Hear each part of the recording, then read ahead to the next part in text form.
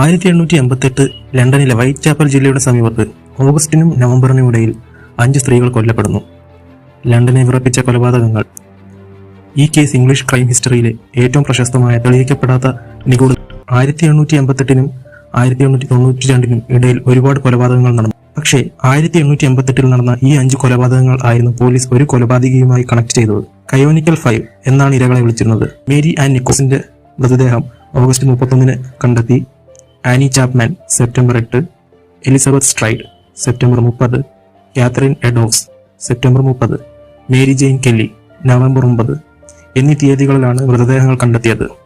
അക്കാലത്തെ പൊതുവായ അനുമാനമനുസരിച്ച് ഇരകളെല്ലാം വേശ്യകളായിരുന്നു. Jack the റിപ്പറിന്റെ യഥാർത്ഥ ഐഡന്റിറ്റിയെക്കുറിച്ച് അനുമാനങ്ങൾ നൽകുകയും അദ്ദേഹം ചെയ്ത കൊലപാതകങ്ങളുടെ ഗ്രാഫിക് വിശദാംശങ്ങൾ റിപ്പോർട്ട് ചെയ്യുകയും ചെയ്യുന്ന കുറ്റകൃത്യങ്ങളെക്കുറിച്ചുള്ള പുസ്തകങ്ങളിൽ ആ വിശ്വാസം പിന്നീട് അംഗീകരിക്കപ്പെട്ടു. ഓരോ കൊലപാതകത്തിലും ഇരയുടെ കഴുത്ത് മുറിക്കുകയും ശരീരം വികൃതമാക്കുകയും വയർ കീറി മുറിക്കുകയും ഓരോ അവയവങ്ങൾ മുറിച്ചു മാറ്റുകയും ചെയ്യും. ഹ്യൂമൻ അനോട്ടമിയിലും സർജറിയിലും കൊലപാതകയ്ക്ക് കുറച്ച് അറിവുകളുള്ളതായാണ് സൂചിപ്പിക്കുന്നത്. കൊലപാതകത്തിനിരയായ ഒരാളിൽ നിന്ന് മുറിച്ചു മാറ്റിയ കിഡ്നിയുടെ പകുതി പോലീസിന് അയച്ചു കൊടുക്കുകയും ജാക്ക് ദി റിപ്പർ എന്ന് സ്വയം വിളിക്കുകയും താനാണ് കൊലപാതകി എന്ന് പരിഹാസ രൂപേണ ഒരു കുറിപ്പും പോലീസിന് കിട്ടി. കുറിപ്പിൽ സൂചിപ്പിക്കുന്നത് ഇങ്ങനെയാണ്: നരകത്തിൽ നിന്നും മിസ്റ്റർ ലസ്ക്, ഒരു സ്ത്രീയിൽ നിന്നും എടുത്ത കിഡ്നിയുടെ ഒരു പകുതി ഞാൻ നിങ്ങൾക്ക് അയച്ചു തരികയാണ്. മറ്റേ പകുതി ഞാൻ വറുത്ത് തിന്നു. അത് നല്ല രുചിയുള്ളതായിരുന്നു. നിങ്ങൾ കുറച്ചുനേരം കൂടി കാത്തിരുന്നാൽ പുറത്തെടുത്ത രക്തം പുരണ്ട കത്തി ഞാൻ നിങ്ങൾക്ക് അയച്ചു തരാം. മിസ്റ്റർ ലസ്ക്, കഴിയുമ്പോൾ എന്നെ പിടിക്കൂ. ഇതായിരുന്നു ആ കുറിപ്പിൽ എഴുതിയിരുന്നത്. ഇതിനുശേഷമാണ് ജാക്ക് ദി റിപ്പർ എന്ന പേര് എല്ലാവരുടെയും ഇടയിൽ ചർച്ചയാകുന്നത്. കൊലപാതകങ്ങളിൽ അതിക്രൂരമായ വയലൻസ് ഉള്ളതിനാൽ നാട്ടിലെ ജനങ്ങൾ ജാക്ക് ദി റിപ്പർ എന്നറിയപ്പെടുന്ന ഒരു സീരിയൽ കില്ലർ ഉണ്ടെന്ന് വിശ്വസിക്കാൻ തുടങ്ങി. പോലീസ് കൊലയാളി തിരിച്ചറിയാനും കൊടുക്കാൻ തന്ത്രപരമായ ശ്രമങ്ങൾ നടത്തിയെങ്കിലും ഒന്നും വിജയിച്ചില്ല.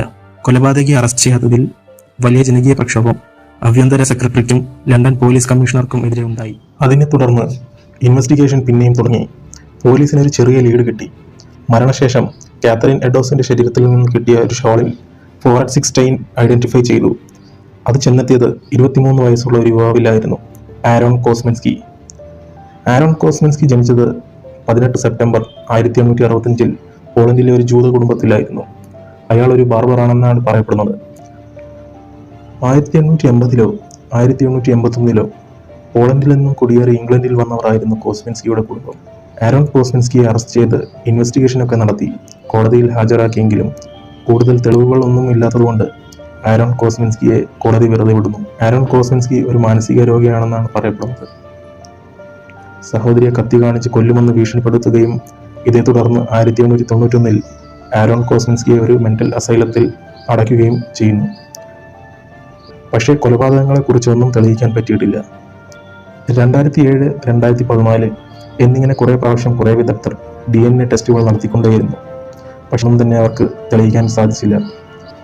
131 വർഷങ്ങൾക്ക് ശേഷം 2021 ഒരു പഠനത്തിൽ കോസ്മിൻസ്കിയുടെ പുതുതലമുറയിലുള്ള ഒരു വ്യക്തിയുടെ DNAയും പണ്ട് കാതറിൻ എഡോസിന്റെ ഷോളിൽ നിന്നും കണ്ടെത്തിയ DNAയും തമ്മിൽ 99.8% മാച്ച് ഉണ്ടെന്നാണ് പറയുന്നത്. പക്ഷെ ചിലർ ഇപ്പോഴും ഇതിനെ അംഗീകരിക്കുന്നില്ല. ആരോൺ കോസ്മിൻസ്കി തന്നെയാണോ ജാക്ക് ദി റിപ്പർ? അതാർക്കും അറിയില്ല.